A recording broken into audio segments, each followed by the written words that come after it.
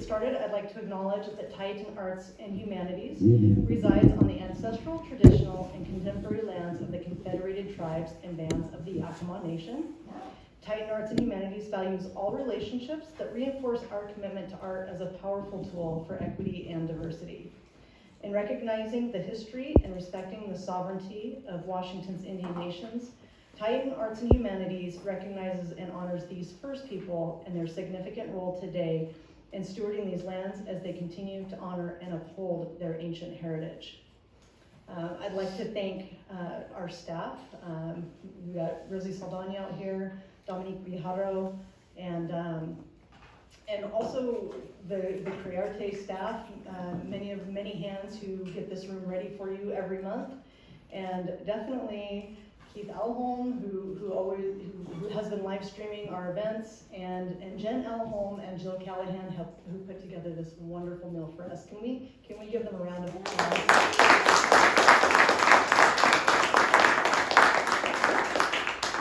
We're also grateful for grant support from Humanities Washington, the National Endowment for the Humanities, National Endowment for the Arts, Washington State Art Commission, Yakima Chief Hops, Discurin Foundation, and Yakima Valley Community Foundation.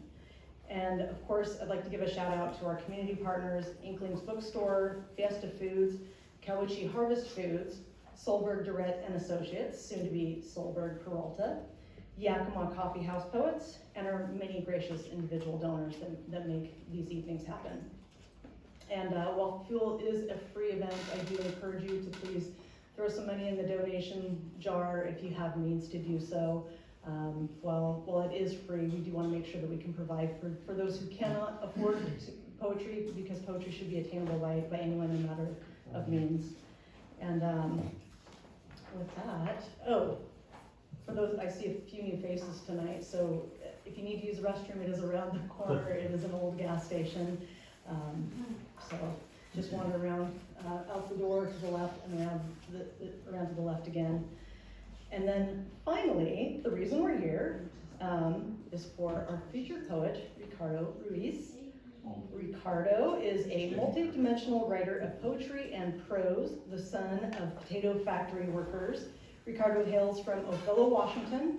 His work draws from his experience as a first-generation Mexican-American and from his military service. Ricardo holds an associate's degree in business and accounting from Big Bend Community College, where he was recognized as Student of the Year in both business and economics and English composition. He holds a Bachelor of Art in Creative Writing from the University of Washington. While in the military, Ricardo earned the rank of Staff Sergeant while serving on 4 deployments, 2 to Afghanistan. Thank you for that, Ricardo. He is passionate about elevating marginalized voices from rural communities, as you will learn about in his book tonight, and takes pride in being a conduit for cultural connection. And he just earned the Washington State Book Award. Please welcome Ricardo Ruiz.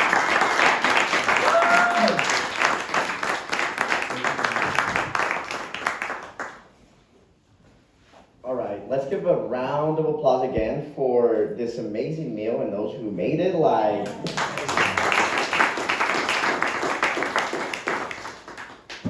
My mom's Mexican, right? And we love to eat.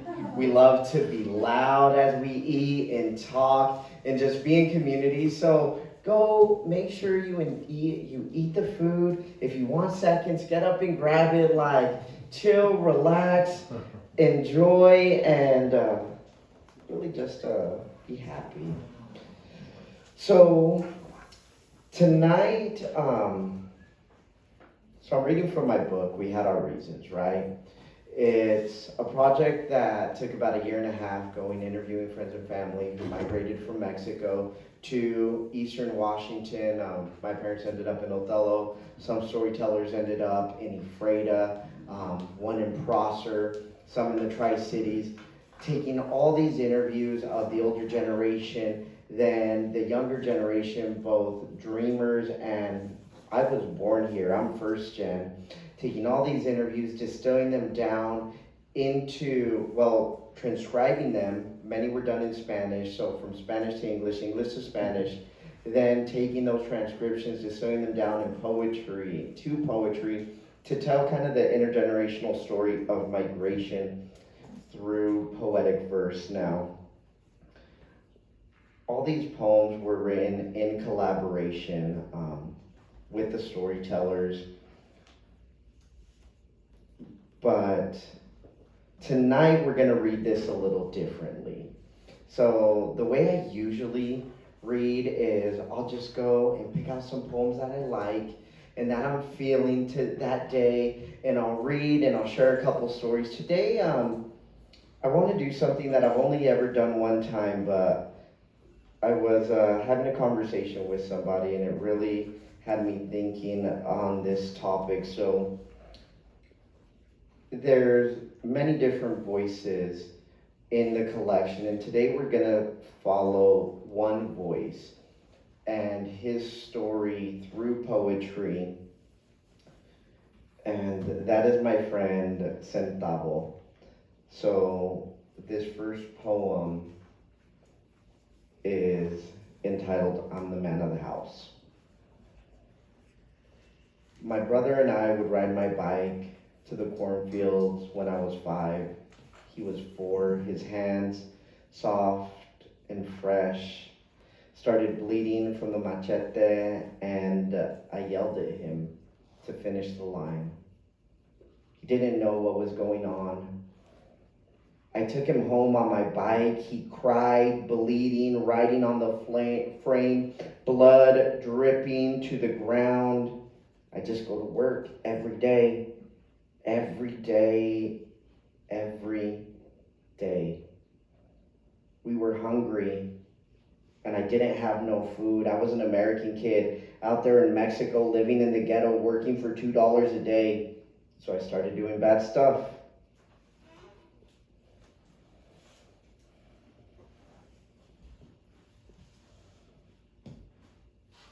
The name of the book is We Had Our Reasons, and I really wanted to go and talk about just kind of how those reasons work. So, 5 years old, he's working in a cornfield, harvesting corn. His mom didn't have much. This next poem is entitled A Christmas Tale. I had one pair of white Levi jeans I wore to mass with my leather huaraches, praying my hunger would pass.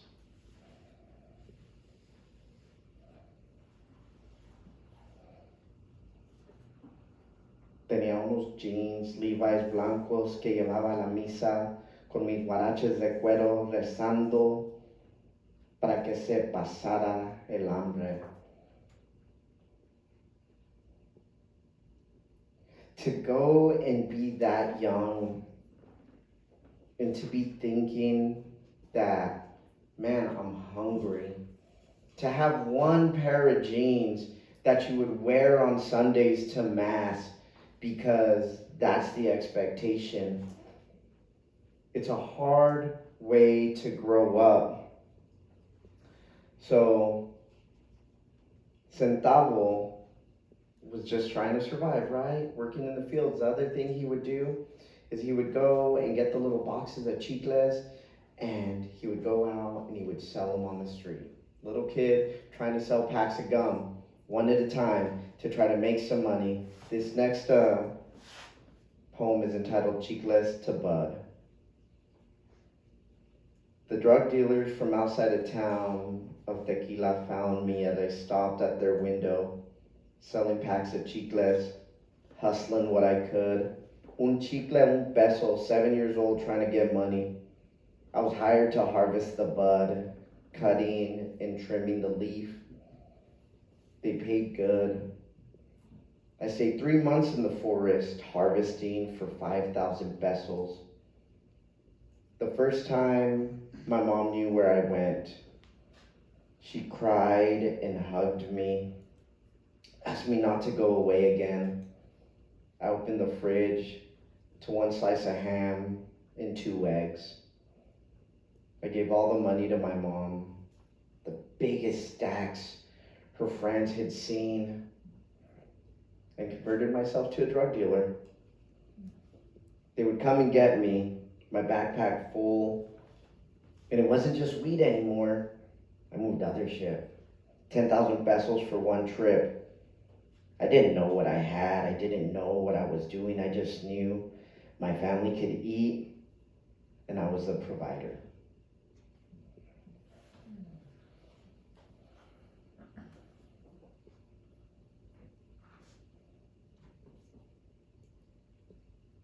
To be so young, around 10 years old, and it's like, hey, come here, we can take care of you. To allow a 10-year-old to just disappear, right? From being on the street to the next thing you know, he's gone for months, 3 months. A 10-year-old is just gone.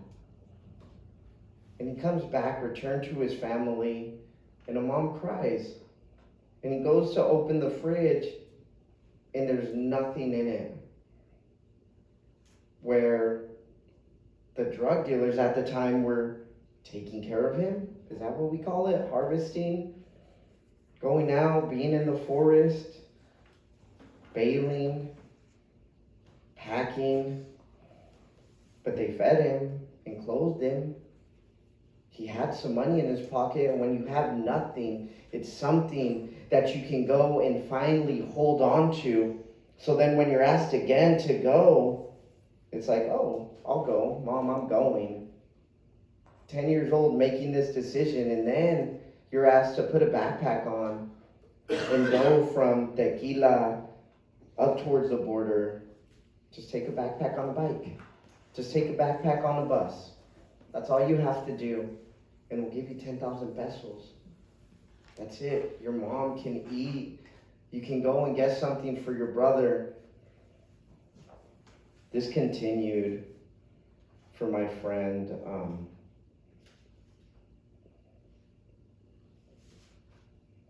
That was growing up. And then at 14, he was trafficked to more towards Mexicali. He was trafficked to Mazatlan, where sitting in a club at 14 years old, being fed drugs to go and disappear into the lifestyle. Now, this poem is entitled A Sleeping Bag in a Semi. I came from Mexicali across the border. There was work for me in Arizona. I crawled into the gray sleeping bag, hearing the zipper, feeling the tape tighten around my legs, my body. I became a gray balloon, floating into the storage compartment where the trucker kept the chains. My mind clouded by the smoke, I met the sky again in Nogales. I was born in California, so I could have walked, but I didn't know. I was bound up in not knowing.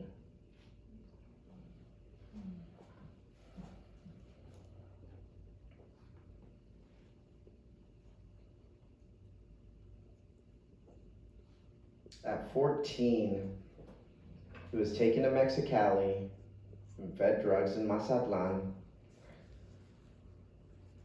And then he was asked to crawl into a sleeping bag, right? Like, it's okay. It's gonna be quick. Just get into the bag. We're gonna go put you down into this compartment, and then you're gonna be good. Here, just take this. You'll be okay. You'll feel great. It's no big deal. Trafficked from Mexico to the United States, where he ended up in Arizona, working in this little itty bitty house, going and unpacking and repacking narcotics. 14 years old, this is what happened. He gets moved again from Mexico, or from Arizona, back to Mexico, back to Tequila, meets up with his mom. He has more money than he's ever seen. And he is the proudest young man that you could ever imagine. Walking into that house thinking, I did it. I made it. Look at what I have, Mom. Here you go. We're good now. His mom asked him where he was at. She goes and she tries to understand what's going on. And he tells her this story.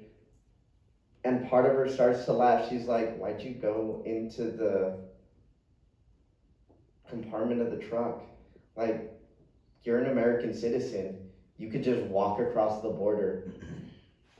He didn't know something that he learned in this moment was his mom is an American citizen. She was born in this country. His dad is an American citizen. He was born in this country. They lived in California. He was born in Compton. But at about the age of 2, his mom and dad broke up. So she went back to Mexico to be with family. They lived in poverty. She left with nothing. His dad was still here. His dad was claiming him on his taxes. His dad sat there and was using his son as a way to continue to survive.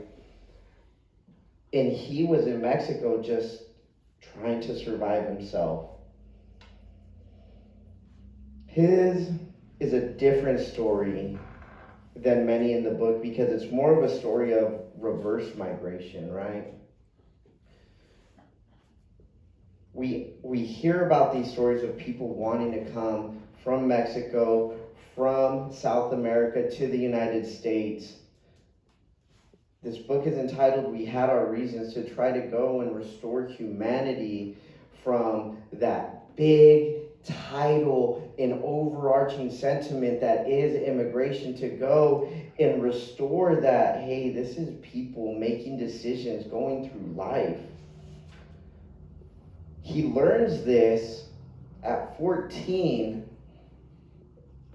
and it's a moment that he said started to change the entire direction of his life, because he's like, wait, why am I in Mexico? I don't have to be here.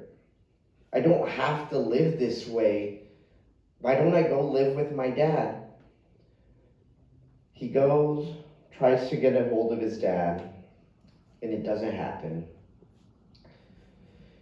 He ends up going, talking to his mom, finding some people that she knew in California. So he goes back from Mexico to California to live in Compton, tries going to school, can't do it. Doesn't know the language, can't find his way.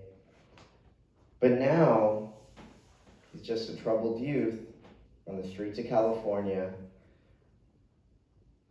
But he's known by growers, by drug dealers. He's known in this world. So they ask him to go and run a house in California where drugs are trafficked from Mexico, through Mexicali, up Arizona, to California. It ends up where he's at, and he spends the next few years of his teens going and running a house, selling drugs. Eventually, he gets into the problem with a woman. It happens, especially when you're young and you have some money in your pocket and you have no direction and no guidance. He gets robbed, the house gets taken, everything is lost, and the person in charge wants his head. He goes running, tries to go back to Mexico, doesn't quite work there. Comes back to California, it's not quite working there, and in the early 2000s, I ended up meeting him working in a potato factory in Othello. So my friend Centavo, though, in this poem is entitled, I Came from California with Nothing and Running for My Life. I filed for unemployment and got a driver's license The first day I arrived, I was gonna do all I could to get ahead. My homie hooked me up with this guy. Choose yourself a fake name, they'll get you set up with the social. Then you go to the orchard, they don't ask you shit. When the foreman asks if you know the apples, say you do. One woman next to me, Yolanda, clowned me that day. I just do 3 trees, bro. I just make probably like $5 a pay. Yolanda finished the line and shit. She made like 160. I only do 3 fucking trees. She was cool knowing I'd never done this before. It takes 2 fingers, a quick press of the thumb, upward, jolting, and the apple comes free. Just 1 branch at a time, and don't get lost. The second day I did 20 trees, proud of myself, 20 fucking trees. The fucking end of the week I do fucking 75. Fuck yeah, I made it. As I cash my unemployment and orchard check.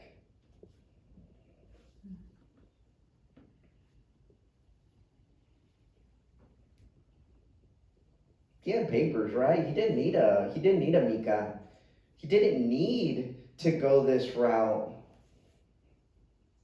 But all he knew was survival. All he understood at this point in time was trying to make it any way he could. He was wanted by the cartel in California. He really couldn't go back to Mexico because there wasn't really anything there for him. So what does he do? He ends up in Othello, working in an orchard, then ends up working at a potato factory. From there, he goes and he starts saving money, starts driving a truck. Really, in his early 20s, he starts finding his way. Finding a way in a world that he never knew he belonged to, in a way he never did. But now my friend owns a couple orchards himself. He owns a couple labor companies, going and hiring out for H-2A workers, has a restaurant. He changed his life. He figured out a way to overcome what it was that he was at. It's not an easy thing to do, but for him, it happened. From starting off at 5 years old in a cornfield in Tequila to having 1 pair of Levi's. Now it's funny, I go down and I visit him and he's like, yo, look at my new car. Yo, look at this. Look at what I've done. In many ways, still that little boy wanting to go and show his mom that everything is taken care of.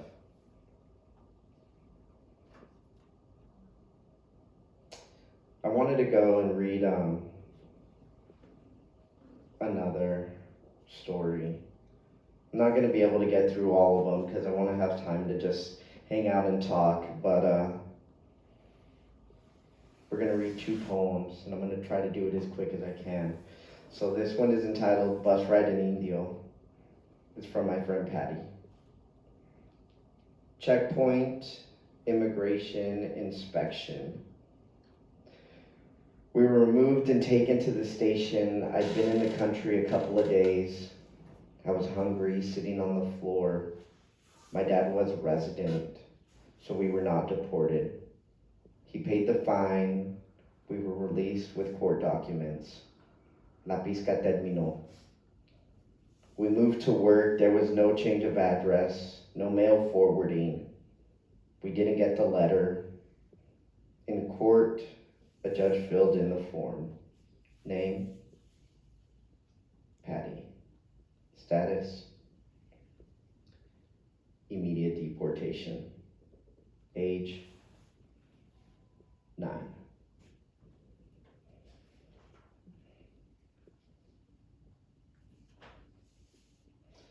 Patty came across the border, but her dad was a resident. He had been here, he had been working. She hadn't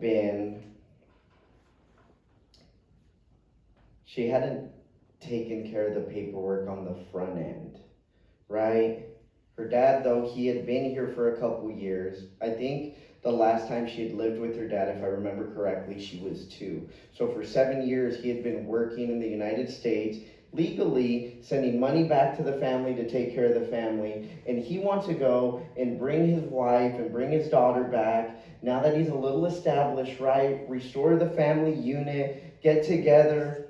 So he goes and he brings the family. They cross the border. The story's in there in the early chapter. But that second day, going and taking a bus from Arizona up to California, the bus hits a checkpoint. They go, they get stopped, taken off the bus, sent to the immigration office, and they filled out the paperwork. Her dad was a permanent resident. Really no big deal. But what happens is, as a migrant farm worker, right? You move with the work. It changes the flow. And something as simple as a mail forwarding. And when that summons comes to meet the judge, doesn't get met, the judge fills it in with immediate deportation. I'm proud to say now, wait, I'll get to that. I'll hold that one. The second poem, after 10 years, they came back again. My social security is good. I was detained on a bus outside of India. We filled out the paperwork, so I've been legal to work. The call came in while I was at lunch. Don't clock in. Head straight to HR. The officers told me I had 2 choices. Walk out with them or be taken out in handcuffs. The shame shot into me that I was wrong. As ICE paraded me out of my workplace. I'd worked there for 7 years. They took me to my house. They let me change out of my scrubs, and we waited for my mom.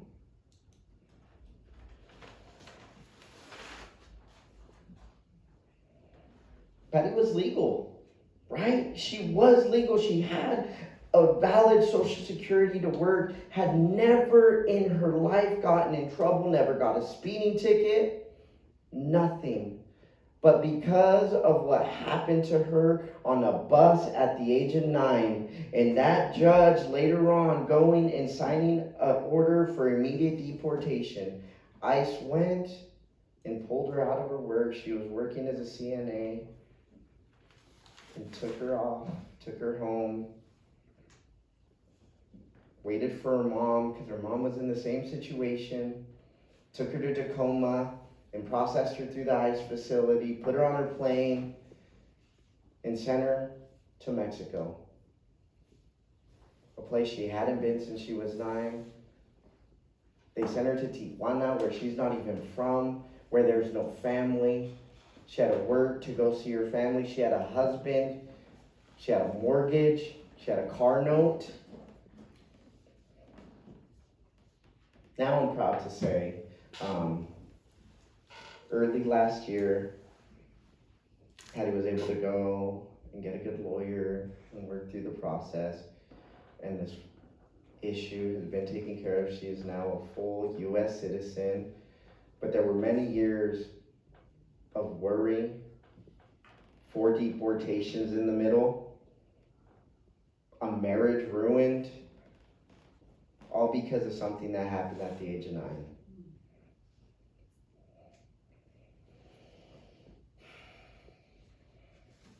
It's cool to know that this book is going to get a gold sticker. Yeah.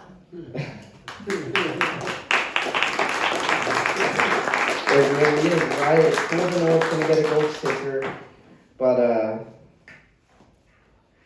it's these stories are important. Sharing them and restoring humanity.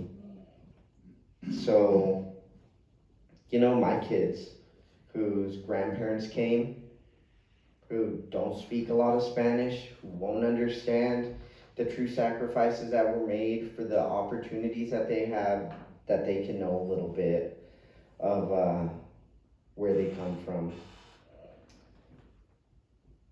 There is a little bit of a turn. It's a poetry book, right? So how do you have a turn in a poetry book? I have a brother who's an ICE agent. He works out of the Yakima office. It's complicated. As you can imagine, it is complicated. We have a very heated dinner conversation. I remember the first time I took my wife to go and have Thanksgiving with my family. She stepped away from the table and she went to the room and she was crying. And I go to be like, yo, what's going on? And she's like, your family just yells at each other and you guys are so loud and so crazy. She's just like, are you guys gonna fight? And I'm just like, no, this is just how we are. So we don't always see eye to eye in everything, but that's my brother, right? And I love him. He's actually flying to Romania right now, working on a deportation for ICE. And on his way out of Seattle, he had a little bit of time overnight, so we were able to get dinner and go, and I gave him a hug, tell him I love him. But ICE agents don't ever go on the record, and he's my brother, and he did. So in the collection, you also get the perspective of like Centavo, who is a citizen who was taken back to Mexico as a child. Patty and Francisco, who came as a child. You have the stories of women who made that choice to come young and what they experienced. You have stories of my friends who were brought here as a child, and then a couple of my own as the child of immigrants born here, plus the story of an ICE agent working in his hometown, right? Working in the area that he was raised. Doesn't say every story, it doesn't paint a full picture, but I hope people can go and understand a little bit more of why, of what reason somebody would have to leave home, to put everything that they have in jeopardy for a dream and an idea of security. All right, I gotta shake it out, right? We hit about the halfway point. It always gets real quiet on this end. Man, and it never changes, right? Because the stories are heavy. So let's just go and take a second. I need a second after that to just go and breathe. And then, what's up? How's everyone doing? How is that? Is that okay?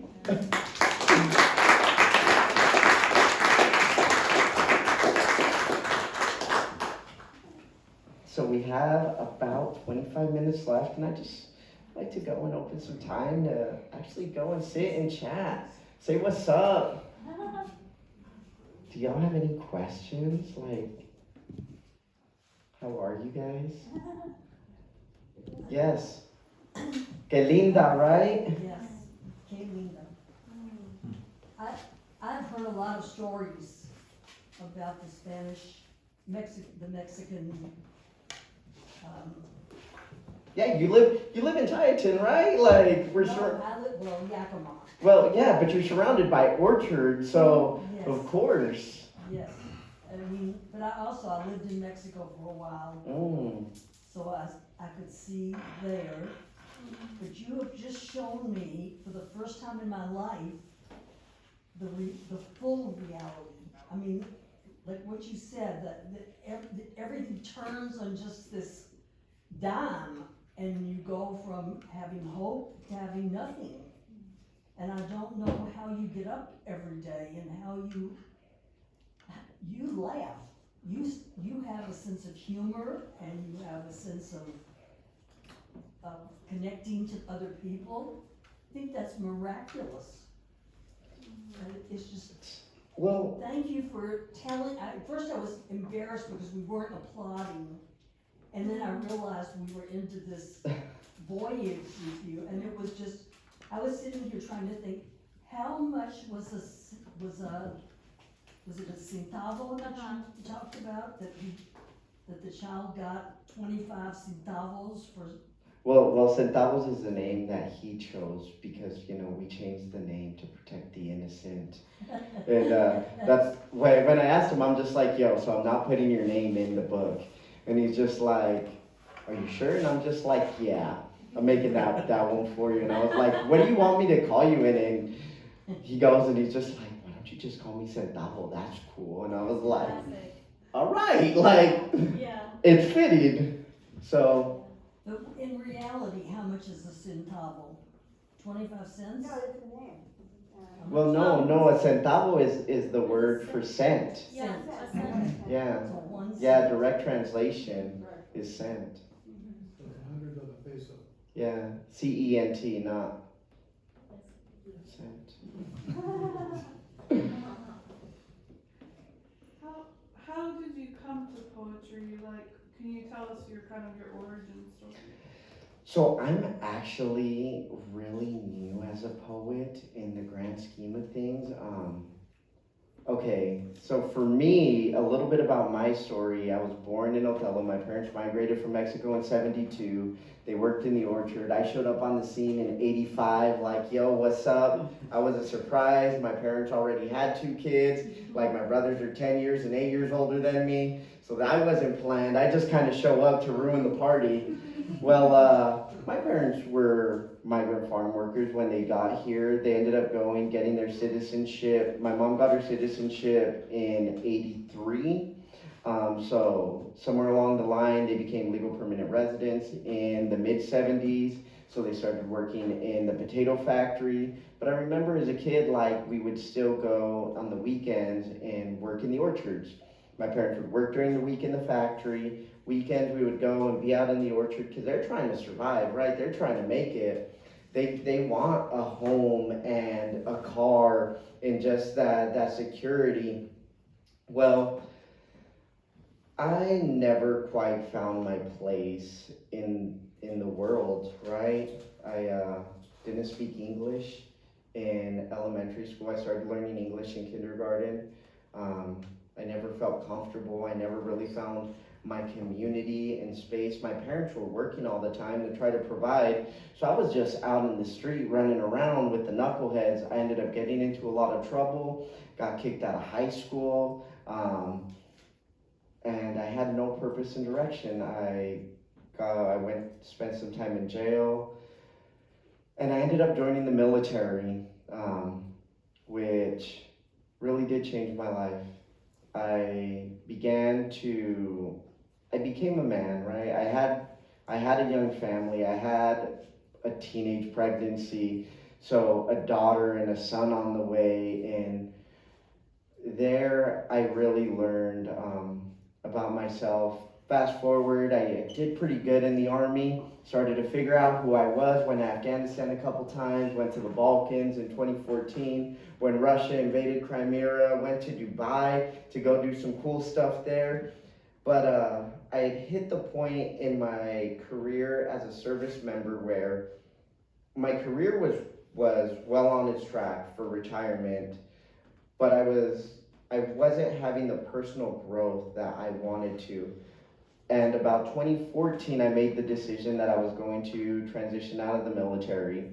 And I wanted to go to business school, right? I had 2 years left on my contract. It was my second enlistment. And I was like, this was my plan.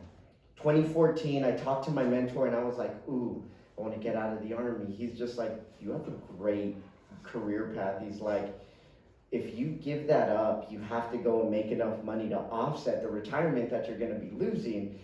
In my business brain, I'm just like, all right, what can I do? And I'm like, I want to go to law school and be an immigration attorney.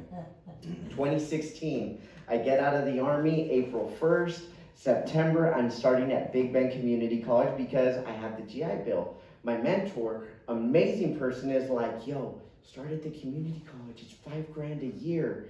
Pay for school out of pocket, save your GI Bill for your undergrad and grad school, right? Law school's expensive.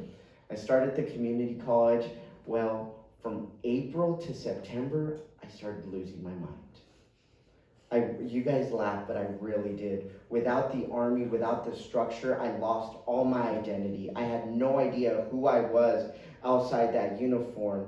Before I enlisted, I was in Othello, getting into trouble, selling drugs, going to jail. All the issues, identity issues I had before as a youth were masked during deployment in my time in service. But then I get out of the service and it's just like, all this started to creep back up when I started to go and come home, plus all the issues from combat and having experienced combat. And I was floundering in life. I had nothing. And a professor at the community college was like, hey, have you ever thought about writing poetry? And I was like, no. I'm a big reader. I've always loved to read. And she offered me poetry as a way to go and process and begin exploring my emotion. So I go and I kind of start doing that. Graduate from the community college. I want to go to UW to study at Foster School of Business, right? Top school of business in the nation. I think it's like 20th worldwide. And it's like, I needed one statistics class to get in, so I took that class, got an A, but I also took the Holocaust in film. And I sat there and I'm just like, I have no desire to study business for the next 2 years when I can go and study art. So I went and I changed my major and I went for an English creative writing degree. And I got to study poetry under the amazing Linda Beards, who is one of America's greatest living poets. So she kind of became my mentor. And then throughout the way, I had an idea. So do y'all know who Wordsworth is? Like late 1700s, early 1800s. This old white dude in England was talking about, in the preface to the lyrical ballads, he says he wants to write about the common man and the common tongue because poetry, I'm knocking stuff over, because poetry was really, I think the word he used is superfluous, and for the bourgeoisie at the time. It was very elitist. In many ways, how poetry feels now to so many. And that line that he wrote, what is it, like 300 years ago? I don't know. Yeah, something like that? Sure. Yeah, sure. It's it inspired me to go and think about, who is the common person and what is the common tongue now? And it's those that I grew up in and around, right? That's it. That voice that deserves to be shared and heard. And though my mom isn't a poet, her story is poetic. And that kind of became that desire to want to go and write and document and share. And then, a bunch of people said yes to the whole line of thought. And now here I am saying what's up. So I didn't take my first formal poetry class until 2019. 2020, I started on the book, and now 2023, I'm an award-winning poet. So it's been a crazy journey in the past few years. Thank you. Yes? So, talk a little bit about the journey of your manuscript. So yeah, everything happened really fast, but how did you find your publisher? And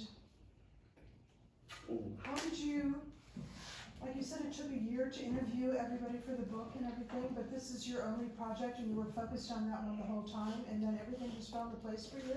So remarkable. The only thing that I can say to that is the universe wanted this book to be alive, and it brought everything in line for it to happen. So 2019,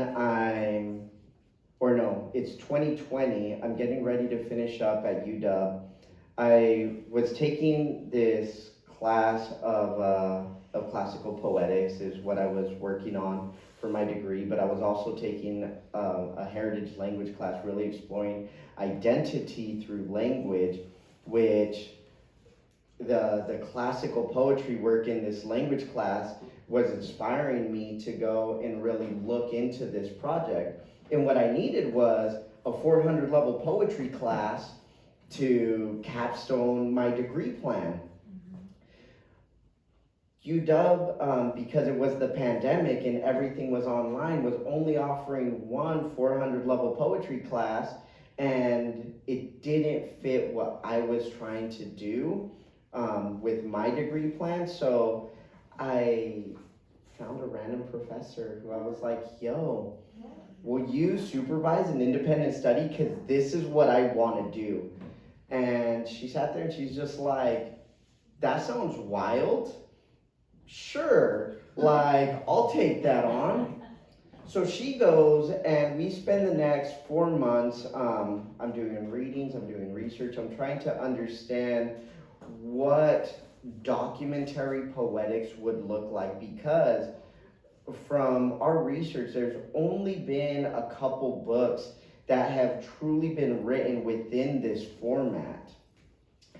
So we are developing and doing research on what it would be like. I start conducting interviews, and transcribing is a pain. I don't know if anybody's transcribed an interview, but when you have an hour to 2 hours worth of language that you have to break all down and then have to transcribe it from English to Spanish or Spanish to English, it was so much. But while I'm in the process of this, she knew somebody who was starting a new poetry house, a new imprint, and she's just like, they're focusing on rural poetry, I want to introduce you.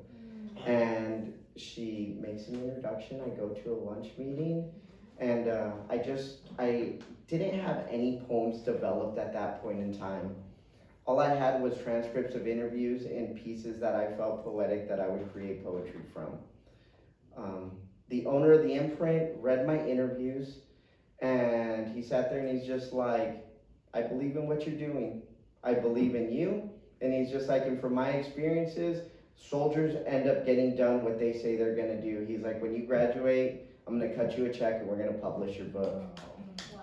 So Beautiful. that class started, it was 3 months long. I ended up finishing my degree. And then I spent the next year and 3 months just finishing up the book. I do want to shout out Dr. Yesenia Hunter, who the whole book was translated, and she was the editor on the translation. Wow. So yeah, I was working with my poetry editor, creating, writing poetry, developing it, and then after that point, when half the manuscript was complete, I was pretty burnt out, and we knew from the very beginning that the whole book was going to be translated, because ethically it is not okay to go and to not have this work published in dual language, because my mom doesn't speak English. She can, she's lived here since 72. She might act like she doesn't, but you know, I've never had a conversation with her in English. Many of the storytellers who shared their stories do not speak English as their first language, and taking is removing that work from those who shared, removing access to the community, and the press knew the importance of it, and I was so burnt out. I spent so many nights crying in front of my computer, feeling unable to carry this work because of my noviceness as a poet, because of the truth that was shared with me, trying to do justice to these stories that were shared with me. I wanted to cry so many times, or I wanted to quit so many times. My wife talked me off the ledge more times than I can count, and this book is dedicated to her, because it wouldn't be here without her encouragement and support so many times. But then the press brought in Brianna Salinas to take over the translation and Dr. Hunter to go and make sure that that voice and the dialect is correct to Eastern Washington, right? The whole project is 509 born and raised. The storytellers, me, the beautiful artwork is the work of Christy Tirado, right? So yeah, it was magical that all the people that said yes, right? From my mentor starting to teach me poetry, from UW saying yes to somebody who'd never written poetry, accepting me into the English writing language or to the English program and creative writing program. They accept like 18 students a year, and they took me for some reason with really no portfolio, to my professor saying yes, to the publisher saying yes, and it's a wild line of all the people that said yes and just believed in the work, that now. Congratulations.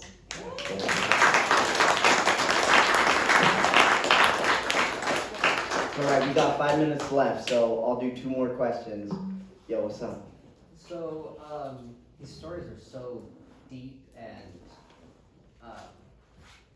can also be, what's it called, dangerous to them just even telling their story in the first place. How did some of these types of stories actually come out? Was it after years of friendship? Was it just... So it's one of the, that's a great question, because, the press has titled this form of documentary poetics called the pulley method, where it's teaming a poet with the community to go and elevate these voices. But the most important part to this is the poet's relationship to the community, right? Like, I've had established relationships. I've known Centavo since 2003. Like, that's 20 years now of friendship. One of the storytellers, his name is Pancho Francisco, he saved my life when I was in the midst of depression and despair in 2016, and I wanted to commit self-harm when I had no ability to process what was going on from the trauma I experienced in combat. My friend Jose we went through that 2-year portion of the Big Bend Community College together. The ladies who shared, I've known my entire life, so having these long-lasting relationships is what allows that trust to be there for somebody to be willing to share, right? Like, if I go in, hi Linda, I know your name, so that's why I'm gonna use you. If I went and conducted an interview with Linda tomorrow, right? I might be able to get some cool lines, some cool stories that'll be poetic, but how much trust can we build in 20 minutes to be able to really go and share some of the hardest moments of one's life? There's this poem in here by Jose, that it's, I'm trying to look for the name of it because I don't remember the name. It's crazy, right? Like, I technically wrote this book and I've read every poem, I've created them, but yet I have to sit here and be like, wait, where's it at? What's the name of it? And it's, man, I don't know. But in this poem, it's talking about the first time he shows up in Ephrata, and there's 27 likes in that one particular poem. And those likes were him telling the story. It's the first time in his life he's recounted this memory. And each like, when I was doing the interview, felt like if it was him, his brain trying to stop that story from coming out, trying to go and stop him from re-experiencing that moment and that trauma. And for me as a poet, it's just like my job to try to go and share that and communicate that properly, but that doesn't happen. Somebody just going there with you to that place without years of trust already being there. You just did it. You just did it in this group. What are you talking about? Everybody in this room, you've got them. One more I question. trust. Okay, one more. What's next? That's always a hard question. So, right now I am basking in this award, like I'm trying to let it wash over me. But poetry-wise, I was a troubled youth, right? I had no purpose and direction, high school dropout, went to jail. So one of my purposes in life is to work with you. So I kind of took a small role part-time, working with Seattle Washington Lectures as a writer in the schools.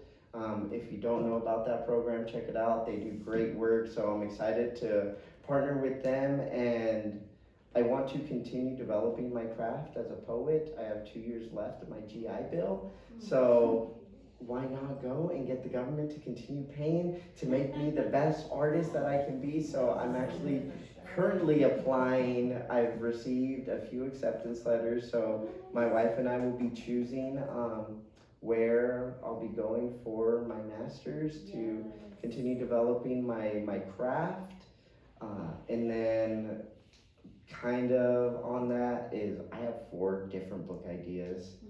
Like they range. Another one is a similar documentary poetic style, which is cool and fun and I love to do. And I have another piece of my identity that I want to explore, and that's that part of service member, right? Like joining the military in a time of war is insane. Like who wants to do that? Who does that, right? Like that's wild to me. But yet myself and all my friends did.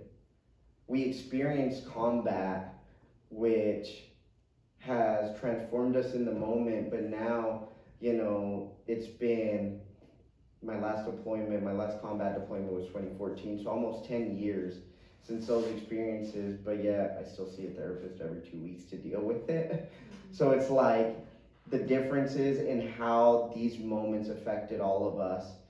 But then also, we just left Afghanistan and wars ended in a way, so it's like, how does our mindset about what we've done, the actions that we've taken is changed? That's one project. And then I do write poetry for myself too. It's not all just documentary poetics. So I have 3 other projects that I'm working through right now, that hopefully one of them, while I'm at my MFA and writing every day and getting back to full craft development, I can go and bring another one out to light in the next couple years. Because I spent the last year and a half really sharing this story and this book to the world, and when that's going on, there's not a lot of time to write and create and really get deep into the craft of poetics. Thank you guys. Really appreciate it. If you want, the donation goes right there, and I do have some books for sale, and we'll sign them if you want, but by no means, no pressure to buy. Also, get a library card if you don't have one. Support your local library.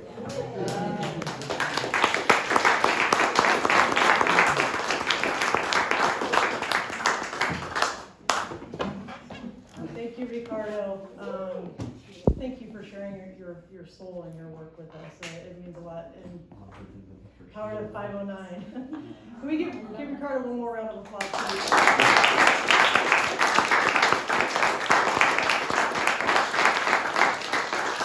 We will take a small break. I have heard that Jen and Keith need to leave a little early, so please grab some food, whatever you want to take, because it will be leaving soon. And we'll be back here in about 10 minutes. And I have to go to containers too if you want to take